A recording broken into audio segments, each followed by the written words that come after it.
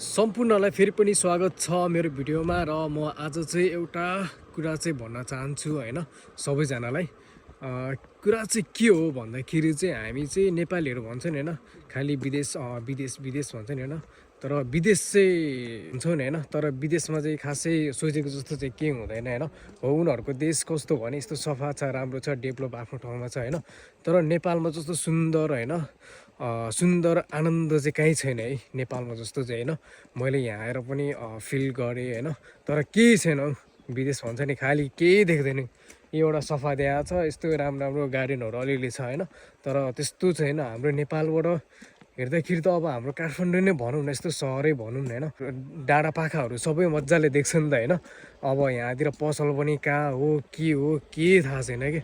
अनि त्यो कारणले गर्दा चाहिँ मलाई चाहिँ नेपाल चाहिँ एकदम राम्रो लाग्यो हैन। हाम्रो त अब गाउँतिर जहाँ पनि अब 4-5 वटा घर हुने बित्तिकै एउटा पसल त हुन्छ नि हैन, तर यो ठाउँमा चाहिँ अब सिटी एरियामा छुट्टै कुरो हैन, तर यस्तो ठुलो एरियामा भए पनि एउटा पसलहरूको चाहिँ राम्रो त्यति व्यवस्था चाहिँ देखिन हैन। अनि त्यो कारणले गर्दा चाहिँ मलाई चाहिँ त्यो कारणले गर्दा चाहिँ हाम्रो नेपाल नै स्वर्ग जस्तो लाग्यो कि। नेपाल नै हो, यही हो, अब केही छैन।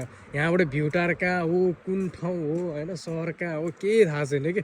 कुन सानो यहाँ घरहरू देखाएको छ, राम्रो राम्रो एउटा एरियाहरू देखाएको छ हैन, तर वास्तवमा चाहिँ नेपाल नै राम्रो हो कि। त हाम्रो काठमाडौँबाट एकचोटि हेर्नुहोस् त हैन, काठमाडौँबाट हेर्दाखेरि अब डाँडा पाखा सँगसँगै हैन पुरै डाँडाहरू देख्छ। अनि त्यसपछि माथि माउन्टहरू छ नि, हिमालहरू यस्तो राम्रो देख्छ नि भ्यूहरू हैन। मौसम खुल्यो भने खोइ यहाँबाट के देखाएको छ पुरै पुरै तराईको फाँड के, पुरै तराईको फाँड जस्तो हो विदेश भने चाहिँ केही छैन।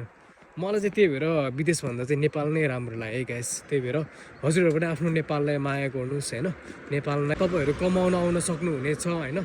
अनि के अनुभवहरू सिकेर चाहिँ आफ्नै गाउँठाउँमा हैन, आफ्नै नेपाल नै फर्किनुहोस्। मेरो सल्लाह सुझाव चाहिँ यही भन्न चाहन्छु सम्पूर्ण नेपालीहरूलाई हैन, आफ्नै नेपाल फर्किनुहोस्।